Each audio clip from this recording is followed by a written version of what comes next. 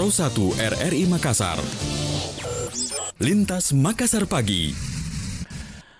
Assalamualaikum warahmatullahi wabarakatuh dan selamat pagi pendengar Pro 1 RRI Makassar. Kita bersama kembali pagi hari ini masih di Lintas Makassar Pagi dan kita bersama di sesi dialog interaktif. Untuk edisi hari ini hari Kamis tanggal 21 Juli 2022 pendengar, dan untuk pagi hari ini topik yang kami bahas, PMK belum usai, Jembrana mulai mengintai hewan ternak. Dan tadi juga kami meminta tanggapan Anda melalui sesi opini publik, dan banyak di antara Anda yang kemudian menyampaikan beberapa pertanyaan termasuk apa itu Jembrana, apakah sama dengan PMK, kemudian beberapa pertanyaan tadi juga disampaikan ciri-cirinya seperti apa dan apa yang perlu dilakukan kemudian oleh peternak, bagaimana cara penyembuhan penyakit Jembrana atau PMK pada hewan ternak seperti itu. Dan pendengar, untuk membahas hal ini kami sudah bersama dengan narasumber melalui sambungan telepon dengan Sekretaris Dinas Peternakan dan Kesehatan Hewan Provinsi Sulawesi Selatan. Di ujung telepon kita bersama dengan Bapak Dr. Insinyur Haji Abdul Muas MSI. Kita sapa beliau. Lintas Makassar Pagi. Assalamualaikum warahmatullahi wabarakatuh, Pak Dr. Abdul Muas. Ya, waalaikumsalam warahmatullahi wabarakatuh. Selamat pagi, Pak. Selamat pagi. Dan pemirsa RRI dimanapun berada. Terima kasih sudah mohon maaf, menyapa ini saya pendengar. agak kecil audionya, saya dengar ke sini, kemudian backgroundnya agak besar. Jadi sekarang seperti apa mungkin, Pak Abdul Muas, Pak Dokter? Iya, ini sudah bisa dikondisikan ya. Ya. Baik. Sudah bagus ya. Kabar sehat Pak Dr. Abdul Muas? Iya, halo. Kabar sehat Pak Dokter? Alhamdulillah sehat Pak. Alhamdulillah.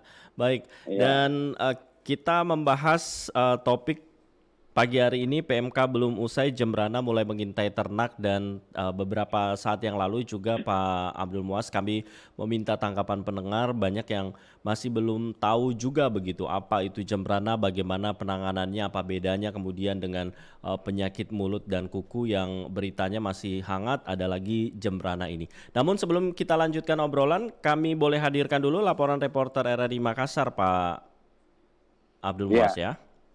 Iya. Baik. Pak. Pendengar, berikut kami hadirkan laporan reporter RRI Makassar Iin Nurfahraini terkait mengantisipasi penyebaran virus Jembrana pada hewan ternak. Dinas Peternakan dan Kesehatan Hewan Provinsi Sulsel lakukan pembatasan wilayah dengan Provinsi Sulawesi Barat, dan berikut informasi selengkapnya.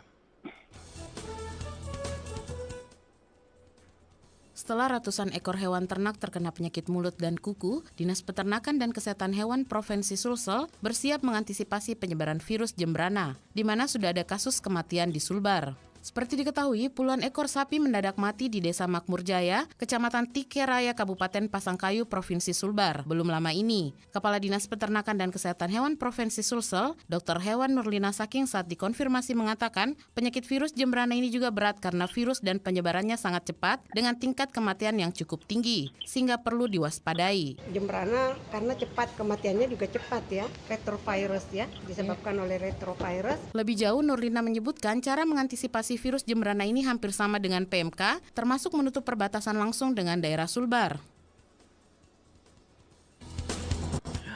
Pendengar, demikian laporan reporter RRI Makassar Iin Nurfahraini. Pak Dr. Abdul Muas, mungkin sebagai pengantar ingin menanggapi juga dari berita yang kami hadirkan dan mungkin menjelaskan ke masyarakat apakah memang benar ada kasus kematian di Sulawesi Barat, termasuk juga mungkin ingin menyampaikan terkait apa itu penyakit Jembrana yang menyerang hewan ternak. Silakan Pak Dr. Abdul Muas.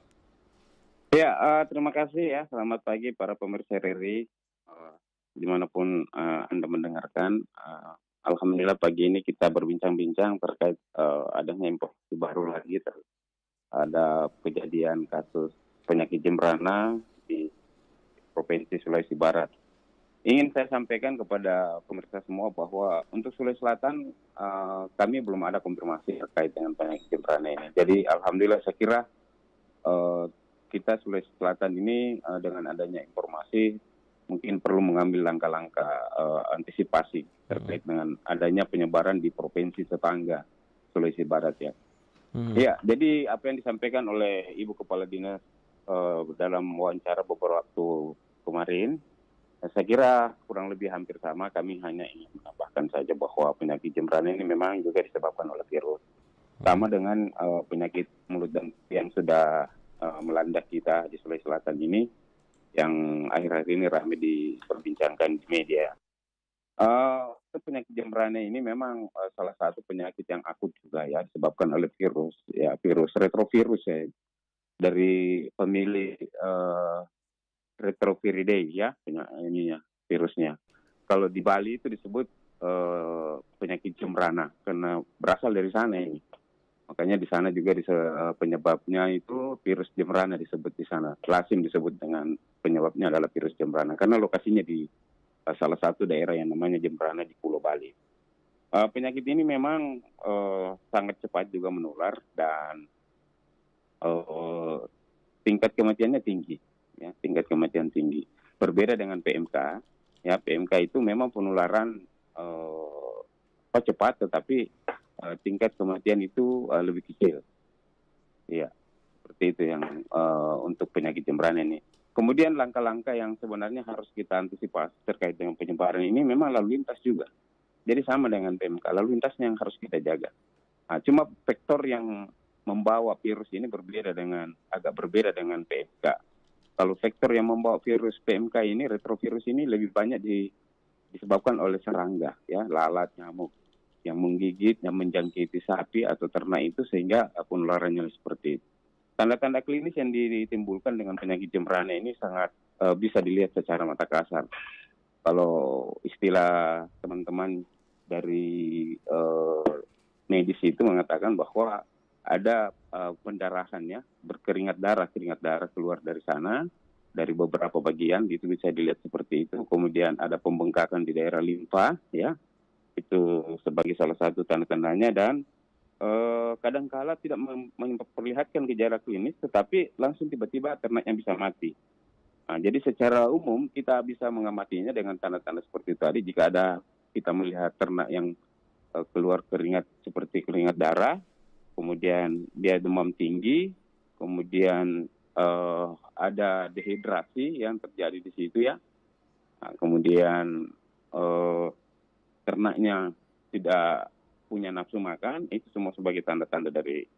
Kemudian ada juga seperti luka-luka ya, disebabkan penyakit ini, tanda-tanda dari penyakit ini pada selaput lendir mulut. Dan juga seperti PMK kemarin, terjadi hipersalivasi, ada keluar lendir yang berlebihan seperti itu. Saya kira itu untuk sementara aja. Baik.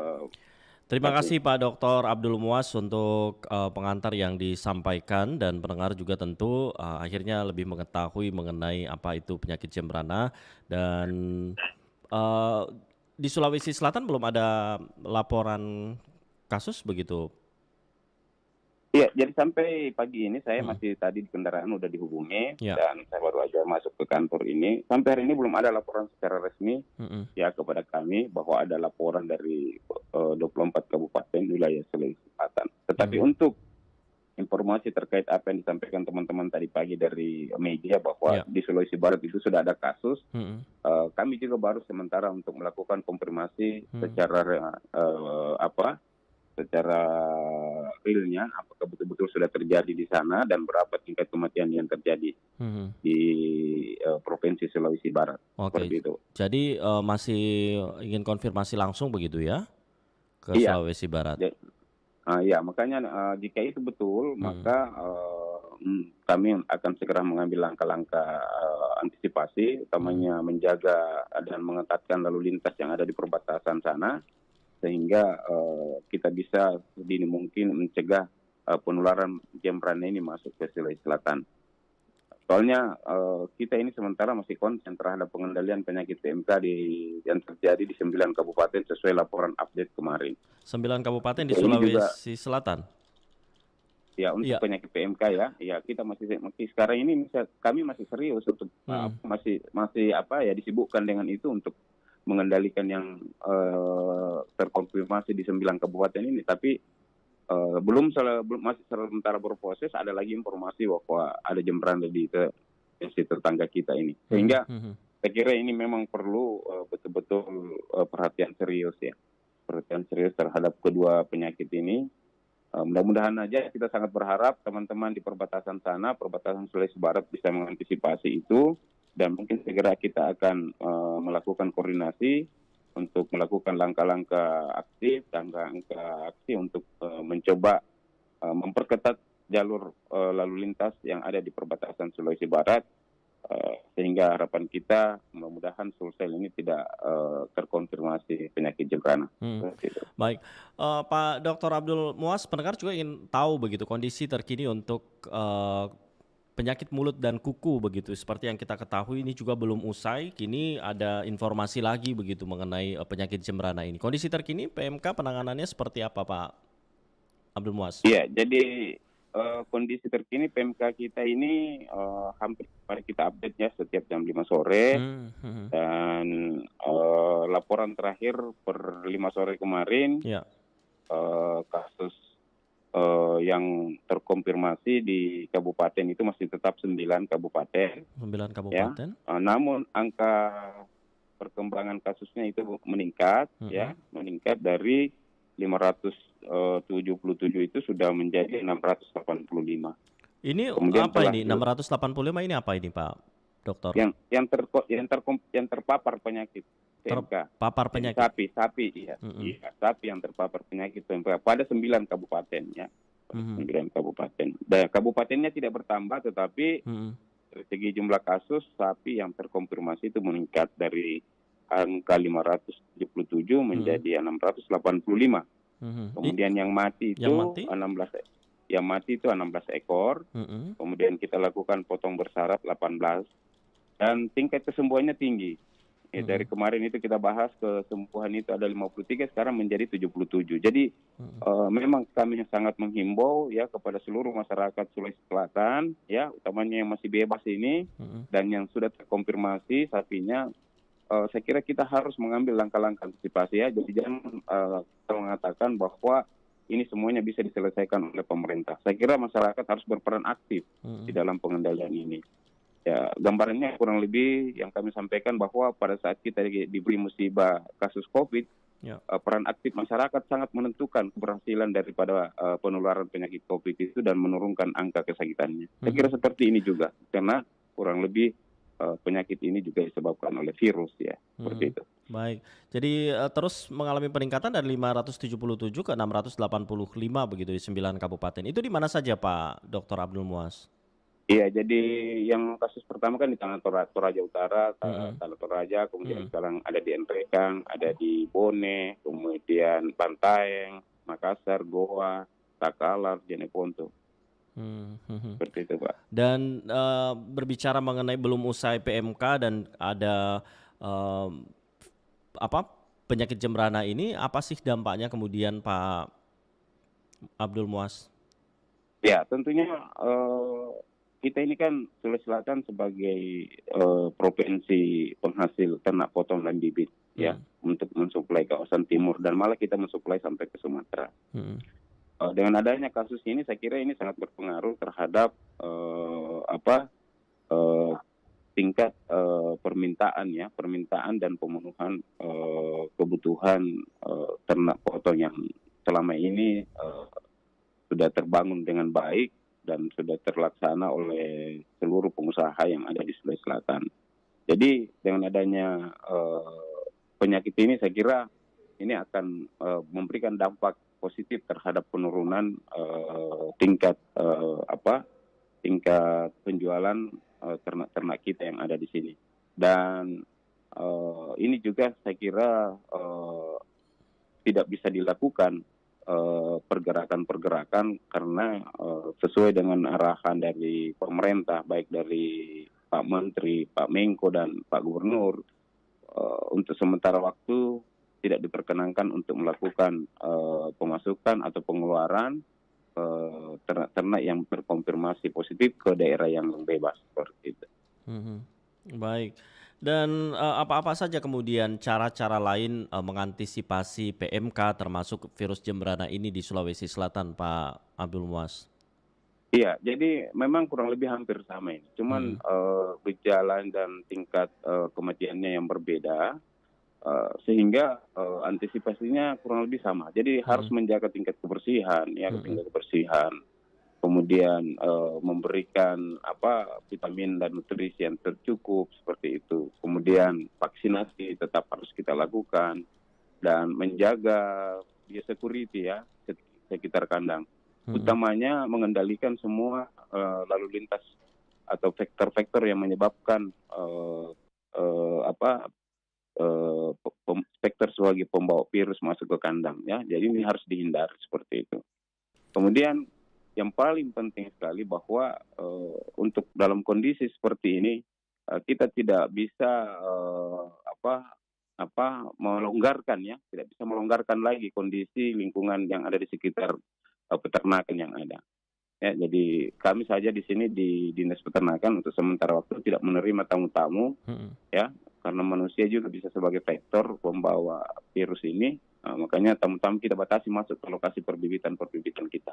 Hmm. Dari sementara waktu kita tidak menerima tamu, Ya. dan itu pun kalau memungkinkan kita lakukan biosecurity yang ketat. Dan ini juga akan diberlakukan kepada seluruh ternak-ternak yang akan masuk, ya, baik dia yang rentan terhadap utamanya yang rentan terhadap penyakit PMK dan juga yang berpotensi sebagai faktor pembawa virus masuk ke Sulawesi Selatan. Mhm. Tadi Pak Abdul Muas juga menyebut ada vaksinasi begitu Pak ya? Iya, ada vaksinasinya Pak. Jadi Mhm. ada vaksinasi untuk PMK dan ada juga vaksinasi untuk Jembrana. Mhm. Baik. Dan tingkat kesembuhan yang terpapar penyakit ini bagaimana Pak Muas memantaunya? Iya, jadi khusus PMK ini saya kira perkembangan tingkat kesembuhan kita tinggi ya. Mhm. Malah kemarin itu ada satu kabupaten yang Ya. dilaporkan oleh petugas kami di daerah ya, Tanah Toraja itu dari berapa ya 31 yang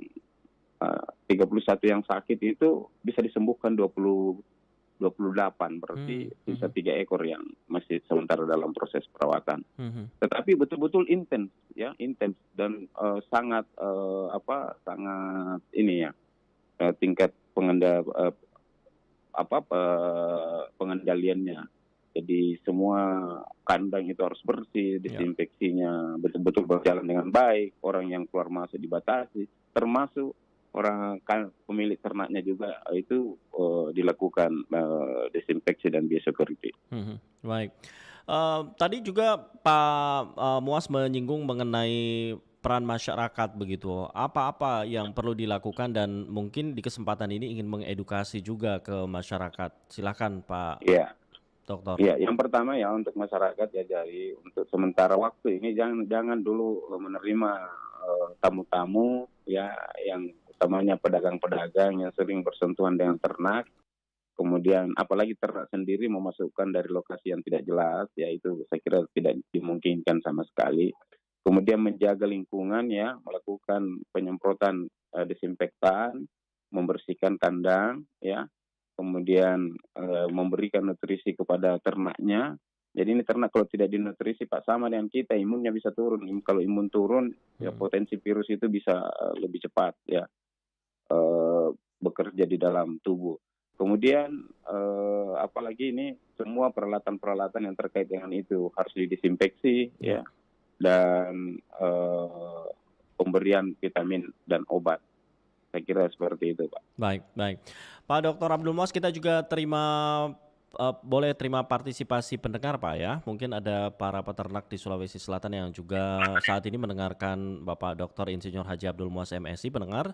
Beliau merupakan Sekretaris Dinas Peternakan dan Kesehatan Hewan Sulawesi Selatan. Anda boleh langsung berbincang bersama beliau. Kami nantikan partisipasi Anda melalui telepon interaktif di 0821 33 33 9440 dan juga melalui pesan singkat kami di 0821 33 3940 termasuk juga melalui live streaming di YouTube dan juga di Facebook RRI Makassar. Anda boleh menyampaikan di kolom komentar. Kemudian kami bacakan untuk pendengar yang sudah bergabung melalui pesan singkat dari Pak Edi tadi yang ada di Makassar yang bergabung. Kenapa tidak diantisipasi sebelumnya? Bukankah Indonesia sudah bebas dari penyakit mulut dan kuku? Kenapa tidak dari kemarin-kemarin? Kasihan peternak dengan kerugian yang dirasakan. Ada kemudian Pak Masahir di Palopo, Pak Dr. Abdul Muas yang menyampaikan bahwa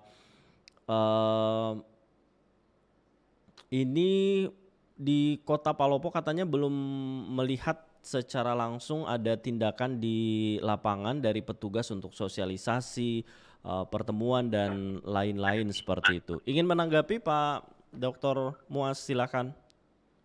Ya, terima kasih ya. Jadi untuk pemirsa saudara-saudara saya yang ada di teman yang ada di Palu dan sekitarnya, kemudian di seluruh wilayah Sulawesi Selatan. Sebenarnya pemerintah ya sudah melakukan langkah-langkah antisipasi dengan adanya musibah ini. Karena ini musibah ini atau kasus ini kan sudah merebak di seluruh di beberapa pulau ya, Pulau Sumatera, Jawa, Lombok sebagian, Kalimantan, dan kita ini yang terakhir provinsi yang ke-22 tertular. Pemerintah tetap melakukan langkah-langkah antisipasi dan ini sudah dilakukan secara terstruktur. Malah kemarin rapat dengan Menko Maritim Menko Marves ya Bapak Luhur Binsar Panjaitan yang memimpin langsung terkait dengan koordinasi ini dan ditindaklanjuti oleh Pak Mentan dan Pak Gubernur. Jadi teman-teman di Palopo saya kira kemarin itu sudah 3 kali kita rapat koordinasi dan ini sementara menyusun langkah-langkah nyata untuk melakukan kegiatan di seluruh daerah-daerah tertular. Jadi kalau Palopo belum terkonfirmasi saya kira bukan kita tidak melakukan langkah-langkah di sana, tetapi tetap harus menjaga mengantisipasi. Saya kira lebih bagus kita mencegah daripada nanti sudah tertular baru kita melakukan langkah-langkah. Jadi tolong teman-teman di sana juga ya mengikuti perkembangan ini Pak. Dan kalau bisa mungkin membatasi seluruh pergerakan lalu lintas ternak yang ada di wilayahnya. Dan Palopo belum termasuk tadi 9 kabupaten kota belum, yang belum ada laporan kami di Palopo Pak. Makanya dia tadi juga saya dengar bahwa dia belum melihat tanda-tanda di sana ya memang karena di sana belum ada terkonfirmasi dari laporan masyarakat. Tetapi saya kira dengan tidak adanya laporan dan tanda-tanda itu jangan kita lengah, teman-teman harus tetap siap siaga di sana untuk mengantisipasi itu. Utamanya ini pemantauan lalu lintas karena ini sebenarnya faktor utama yang kita curigai adalah adanya lalu lintas ternak yang tidak terkendali. Ya, adanya lalu lintas yang tidak terkendali dari wilayah-wilayah tertular masuk ke wilayah-wilayah bebas. Ya, seperti itu. Makanya dengan laporan Jembrana ini segera mungkin kita akan rapat dengan seluruh tim yang ada untuk mencoba mengantisipasi pergerakan lalu lintas ternak dari Sulawesi Barat dan dengan harapan Sulsel tetap aman dari Jembrana. Baik. Kita terima penelpon Pak Dr. Muas ya. Silakan pendengar untuk Anda yang ingin bergabung bersama kami di 0821 33 39. Baik, terputus Anda boleh coba kembali di 0821 33 3440. Kemudian kami bacakan kembali komentar Pak Dr. Muas dari Pak Hafid. Ini kayaknya nggak akan beli sapi dulu sampai virus PMK dan virus Jembrana ini mereda. Kemudian juga ada Ibu Hadijah yang menyampaikan juga ini kurang lebih sama begitu. Mendengar kasakusuk ibu-ibu katanya jangan makan sapi dulu. Nah mungkin ingin mengedukasi masyarakat juga terkait hal ini Pak Dr. Muas. Oh ya. Baik, terima kasih ya. Jadi Ibu jangan terlalu khawatir dengan kondisi penyakit PMK, karena kemarin juga kita sudah berbagai macam sosialisasi dan penyebar luasan informasi bahwa virus PMK ini tidak menular ke manusia. Ya, Tidak jadi menular dia ke manusia. Ya, dia hanya menular ke antara satu hewan ke hewan yang lain atau ternak. Utamanya ternak-ternak yang rentan terhadap penyakit ini. Jadi hewan yang rentan terhadap penyakit ini kami sampaikan sekali lagi itu termasuk sapi, kerbau, kambing, domba dan babi. Ya, nah, inilah yang rentan. Tetapi ternak-ternak lain tidak menutup kemungkinan bisa menjadi vektor pembawa virus.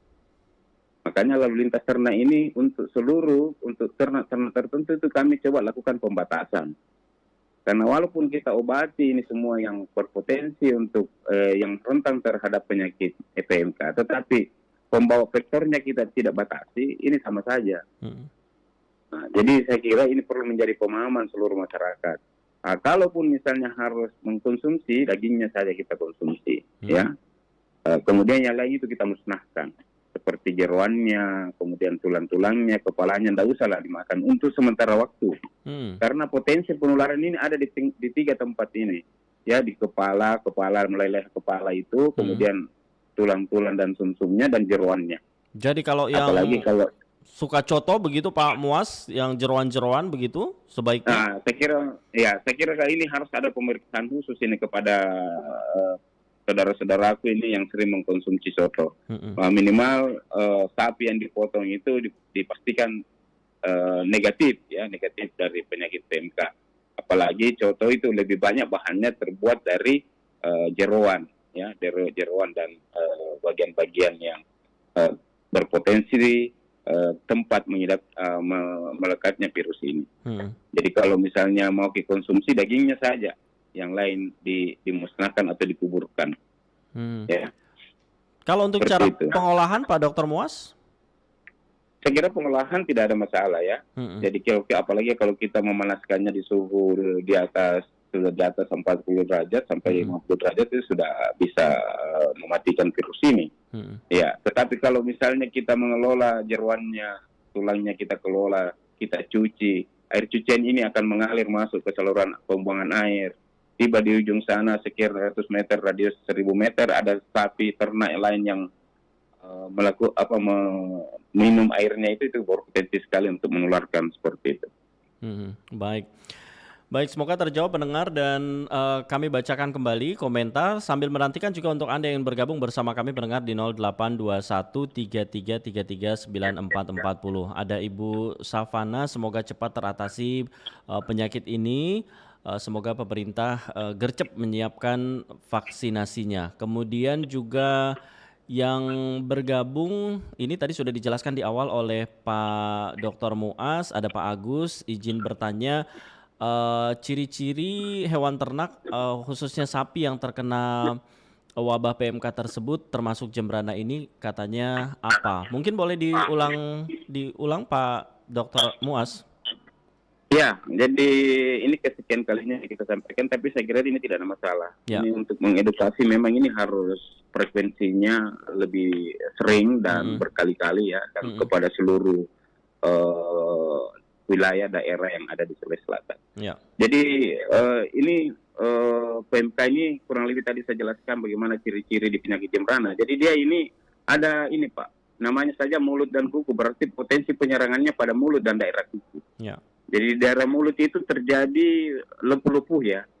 Ya, lepuh-lepuh kalau orang biasa kena sariawan akut itu seperti apa ya? Seperti itu melepuh-lepuh. Dan kalau jika tidak diatasi dia akan semakin parah ya. Kemudian masuk ke lidah juga melepuh dan menyebabkan ternak itu nafsu makan berkurang ya, nafsu makannya berkurang.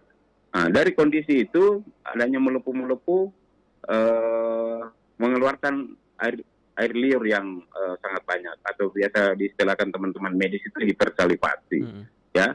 Jadi kemudian pada daerah kaki itu karena ini penyakit PMK ini menyerang pada kuku belah ya, pada ternak-ternak yang berkuku belah, berkuku dua, maka di antara kuku itu biasa terjadi luka, melepuh juga seperti itu. Dan jika dia semakin akut, tidak ditangani dengan bagus, kukunya ini bisa lepas. Kalau dia seperti itu maka terjadi ternak itu tidak bisa berdiri, ya. Ya, orang masyarakat biasa mengatakan ternak saya lumpuh, padahal tidak bisa berdiri karena kekuatan di daerah kaki itu tidak ada. Nah, kalau seperti itu tidak ada aktivitas maka berat badan itu akan berkurang. Ya, semakin hari penurunan berat badan itu akan terjadi dan itu sangat menurunkan nilai ekonomis daripada ternak itu. Makanya ini sebenarnya yang kita takuti di situ, Pak. Ya. Kasihan masyarakat kita memelihara, memberikan makan, menjadikan ternak itu sebagai tabungan, tetapi dengan adanya PMK ini itu nilai ekonomisnya tidak ada. Nah, makanya saya ingin himbau juga kepada teman-teman saya, saudara-saudara saya pengusaha, mari kita bekerja sama dulu untuk sementara waktu ini. Ya, kita kendalikan ini lalu lintas ternak ini ya untuk sementara. Mudah-mudahan kalau kita kerjasama yang bagus, kita bisa tangani dengan bagus, Sulsel bisa kembali menjadi daerah hijau bebas, dan saya kira tingkat bisnis perekonomian di sektor peternakan ini bisa kita bangkitkan kembali. Baik, silakan berkan untuk Anda yang masih ingin bergabung. Kami boleh bacakan kembali komentar lainnya dari masyarakat, Pak Dr. Muas ya. Ini ada dari Pak Firmansyah yang menanyakan bagaimana cara penyembuhan penyakit PMK atau yang mungkin terserang virus Jembrana pada ternak yang sudah terjangkit atau yang ada gejalanya. Mohon masukan dan sarannya. Kemudian juga pertanyaan lainnya ini dari 0897 sekian-sekian, untuk penyemprotannya pakai apa dan jenis disinfektannya apa Pak katanya. Baik, silakan Pak Dr. Muas. Iya, jadi disinfektan ini banyak bisa ditemukan di mana-mana. Jadi untuk pengobatan kedua jenis penyakit ini kurang lebih hampir sama. Ya, dia juga menggunakan vaksin, dia juga menggunakan obat, ada vitamin ya, vitamin kita kasih, kemudian perbaikan nutrisi, menjaga sanitasi lingkungan, biosecurity, pergerakan lalu lintas. Utamanya ternak-ternak yang sudah terkonfirmasi itu harus diisolasi, kemudian dilakukan penanganan intens seperti yang dilakukan teman-teman di Toraja. Ya. Jadi kalau ini ada peran serta masyarakat seperti itu, saya kira pengendalian ini bisa cepat kita selesaikan. Tapi kalau semuanya dibebankan kepada masyarakat, pada pemerintah, saya kira ini tidak bisa. Ya. Keberhasilan negara kemarin mengendalikan COVID-19 itu karena partisipasi masyarakat yang besar. Makanya di dalam pengendalian virus ini kami sangat berharap juga partisipasi seluruh peternak masyarakat Sulawesi Selatan ini harus melakukan seperti itu. Ya, jadi saya kira disinfektan itu banyak sekali. Malah ada beberapa informasi yang ada di media itu ya dengan membuat larutan yang sederhana ya. Ada juga seperti injektamin sebagai vitamin bisa, kemudian Vigantol bisa ya, kemudian untuk apanya itu desinfektannya kemarin malah disarankan membuat saja larutan asam cuka ya, kemudian atau Baiklin yang dikonsentrasikan 2%. Itu sudah bisa kita lakukan sebagai desinfektan. Tetapi saya kira banyak jenis desinfektan yang dijual di masyarakat ini sekarang yang beredar itu bisa dilakukan seperti itu. Baik Pak Dr. Muas, di akhir kebersamaan kita mungkin ada informasi penting lainnya yang ingin disampaikan, termasuk juga himbauan-himbauan ke peternak-peternak yang saat ini mendengarkan Pak Dr. Muas melalui RRI Makassar. Silakan Pak Muas. Oke, saya akan menekankan lebih terarah kepada wilayah-wilayah yang belum terkonfirmasi positif terhadap PMK ini. Ya, utamanya masyarakat peternak yang berada di wilayah hijau, kabupaten-kabupaten yang belum terkonfirmasi. Kalau 9 terkonfirmasi berarti sekarang kita tersisa 15 kabupaten yang masih hijau. Ya, tolong di wilayah ini tolong dilakukan antisipasi sedini mungkin. Sebelum lebih bagus kita mencegah daripada setelah terkonfirmasi baru kita banyak bekerja, baru mengantisipasi penularan virus ini. Lakukan langkah-langkah aktif ya, menjaga, kemudian awasi, mari kita sama-sama mengawasi.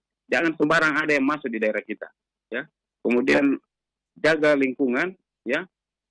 Sanitasi kandang itu sangat diutamakan, ya. Kemudian beri nutrisi ternaknya yang bagus untuk meningkatkan ketahanan tubuhnya. Jadi jangan cuma kalau seperti ini kita punya pemeliharaan rumput kering terus selalu dikasih, bagaimana bisa gizi itu terpenuhi? Dan itu sangat mudah virus itu menyerang dengan kondisi sistem pemeliharaan seperti itu.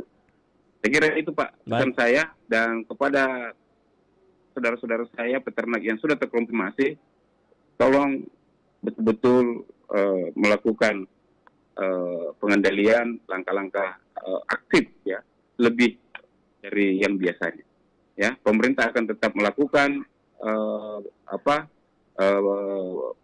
langkah-langkah untuk memenuhi segala kebutuhan terkait dengan pengendalian penyakit ini, termasuk vaksin ini sekarang kita sudah lagi proses ya, kemudian peralatannya, desinfektannya, vitaminnya semua sudah kita ini, dan ini menjadi perhitungan bukan hanya di tingkat provinsi tetapi menjadi perhitungan sampai ke tingkat nasional. Baik. Saya kira itu Pak, terima kasih. Baik, terima kasih Pak Dr. Abdul Muas untuk informasi yang sangat bermanfaat tentunya untuk pendengar RRI Makassar, dan selamat melanjutkan aktivitas. Sehat selalu Pak Dr. Abdul Muas. Assalamualaikum warahmatullahi wabarakatuh. Waalaikumsalam warahmatullahi wabarakatuh. Terima kasih. Baik, terima kasih, dan pendengar, demikian kebersamaan kita dengan Sekretaris Dinas Peternakan dan Kesehatan Hewan Sulawesi Selatan, Bapak Dr. Insinyur Haji Abdul Muas MSI, sudah banyak memberi penjelasan tadi terkait penyakit jembrana, kemudian juga kondisi terkini untuk PMK di Sulawesi Selatan, dan melakukan berbagai macam cara mengantisipasi PMK dan juga virus jembrana ini, termasuk beberapa langkah yang dilakukan, menutup perbatasan langsung dengan daerah Sulawesi Barat dan beberapa hal lainnya. Dan pendengar, untuk Anda yang masih ingin bergabung bersama kami melalui telepon interaktif di 0821 3333 9440, kami masih menantikan partisipasi Anda. Kami kembali sesaat lagi. RRI Playgo. Dengan satu sentuhan, Anda bisa mengakses Pro 3, Suara Identitas Keindonesiaan, Voice of Indonesia, Channel 5, RRI Radio untuk mengakses jaringan RRI Radio Pro 1, Pro 2, Pro 4, RRI Net, tonton apa yang Anda dengar, RRI Online, RRI 30 Detik, Beyond, RRI Max, Editorial. Hanya dengan satu aplikasi, RRI Playgo. 94,4 FM Kanal Inspirasi Pro 1 RRI Makassar.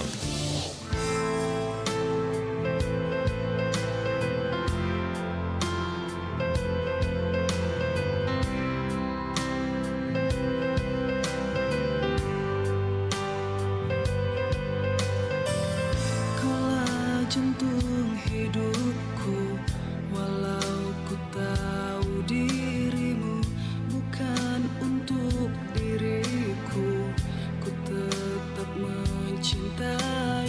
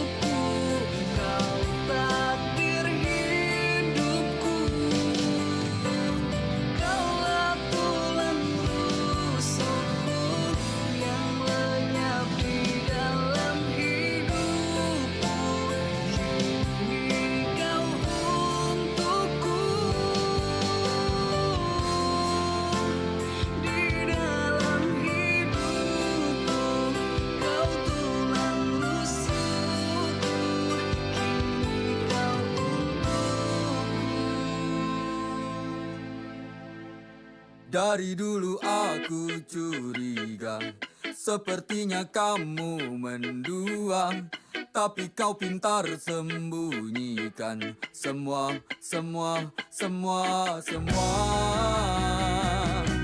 Hingga akhirnya kau terjepit, tentukan pilihan yang sulit, dan sianya kau pilih dia.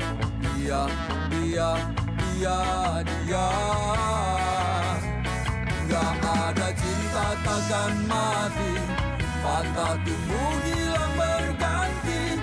Meski dikhianati, ku masih tegak berdiri. Cintamu pergi ku gak peduli, hariku tak akan pernah sepi. Karena cinta sejati kan datang senangkan hati.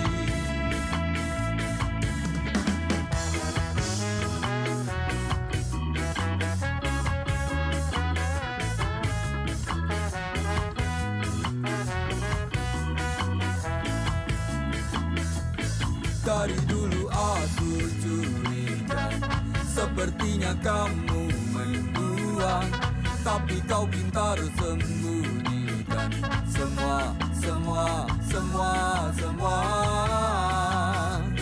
Hingga akhirnya kau terjepit, tentukan pilihan yang sulit, dan sianya kau pilih dia.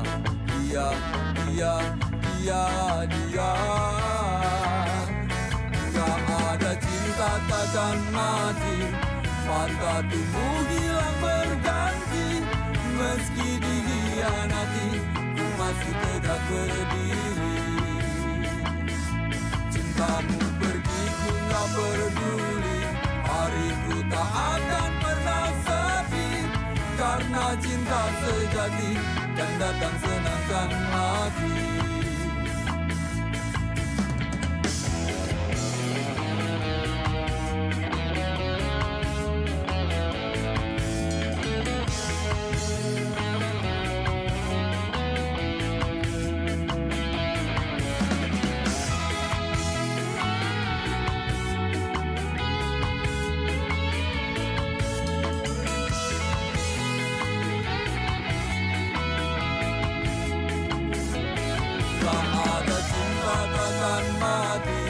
Patah tumbuh hilang berganti.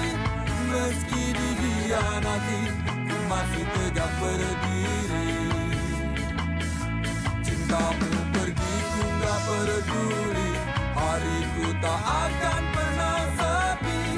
Karena cinta sejati kan datang senangkan hati.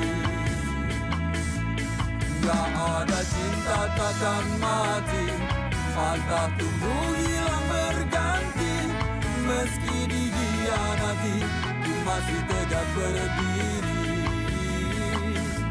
Cintamu pergi ku gak peduli, hariku tak akan pernah sepi. Karena cinta sejati kan datang senangkan hati.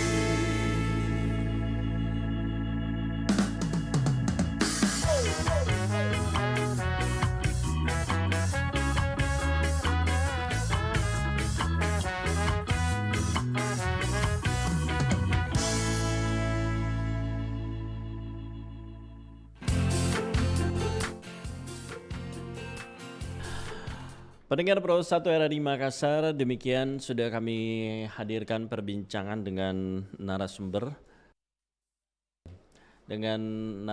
pendengar dari Dinas Peternakan dan Kesehatan Hewan Provinsi Sulawesi Selatan, Bapak Dr. Insinyur Zainal Abdul Muas, MSI, dan beliau tadi menyampaikan bahwa kasus penyakit mulut dan kuku PMK yang menyerang ternak di Sulawesi Selatan tercatat ada update terakhir yang tadi disampaikan oleh beliau, ini 685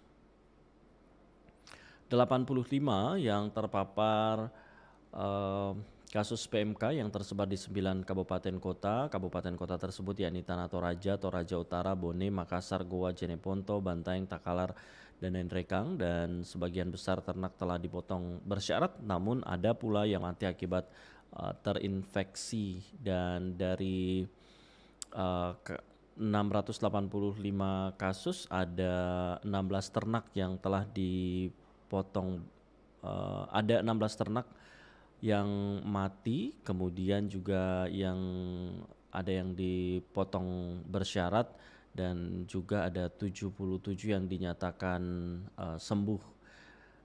Dan juga disampaikan meski ada hewan ternak yang sudah sembuh, pemotongan bersyarat tetap direkomendasikan. Pasalnya ternak yang sembuh masih menyimpan virus di tubuhnya dan itu bisa menular ke ternak lain. Dan kompensasi untuk setiap ternak yang dipotong bersyarat masih sementara dirapatkan bersama Kementerian Pertanian, namun yang pasti nominal tertinggi dipatok di angka 10 juta rupiah per ternak dan biaya kompensasi akan diserahkan oleh Direktorat Jenderal Peternakan Kementerian Pertanian. Dan adapun peningkatan kasus yang signifikan terjadi di Kabupaten Jeneponto. Sebelumnya kasus di Jeneponto hanya 2, namun hanya berselang 4 hari kasusnya melonjak drastis hingga 232 kasus. Dan pendengar, demikian kebersamaan kami dengan Anda di Dialog Interaktif di Lintas Makassar pagi untuk edisi hari ini, Kamis tanggal 21 Juli 2022. Saya Ida Malik mewakili tim yang bertugas, pengarah acara rekan Hayati dan juga Bung Ivon undur diri. Assalamualaikum warahmatullahi wabarakatuh.